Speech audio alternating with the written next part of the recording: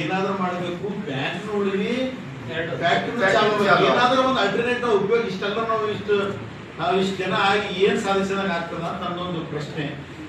ಈಗ ನೀವೆಲ್ಲ ಹೇಳೋದು ಕರೆಕ್ಟ್ ಇದೆ ಸರ್. ಮುಂದೆ ಡಿಪಾಸಿಟರ್ಸ್, ಬ್ಯಾಂಕಿಂಗ್ ಡಿಪಾಸಿಟರ್ಸ್ ಕಿವಸ್ತಾರೆ, ದುಡ್ಡು ಯಾಕೆ ಕೊಡ್ತೀರಿ ಅದ್ರ ಬಗ್ಗೆ ವಿಚಾರ ಮಾಡ್ರಿ, ಆಮೇಲೆ ವಿಚಾರ ತಗೋ. ಈಗ ಮತ್ತೊಂದು ಪ್ರಶ್ನೆ, ಈಗ ಬಿಸಿನೆಸ್ಗೆ ಬಂದಾಗ್ಯದ, ಮತ್ತೆ ಇನ್ನೊಂದು ಥೋಡೆ ದಿನ ಆಯ್ತು ಅಂದ್ರೆ 4 ದಿನ ಬಂದೈತು, ಒಂದು ಕಪ್ ಹೋಗ್ಬೇಕು ಇಲ್ಲಿಗೆ. 23 ಲಕ್ಷ ಟನ್ ಬರ್ತದೆ ವರ್ಷ ಇಳುವರಿ ಸರ್. ಸರ್ ಜನರು ಇರೋದೇ ನಮ್ಮಲ್ಲಿ ರೈತರು, ನಮ್ಮ ರೈತರಿಗೆ ಕಬ್ಬು ಒಂದೇ ಮೇನ್ ದಿನ ಸೋಯಾ ಅದ. ಇದು ಕಬ್ಬು ಹೋಯ್ತು ಅಂದ್ರೆ ಸೀದಾ ಆತ್ಮಹತ್ಯೆ ಮಾಡ್ಕೋಬೇಕಾಯ್ತು ನಮ್ಮ ರೈತರಿಗೆ. ಬ್ಯಾಂಕ್ ಮುಸ್ತಂದ್ರೆ ಬ್ಯಾಂಕ್ ಮುಸ್ತಂದ್ರೆ ಅಕೌಂಟ್ ದುಡ್ಡು ಇಡ್ಲಿಕ್ಕೆ ಅಕೌಂಟ್ ಇರಲ್ಲ.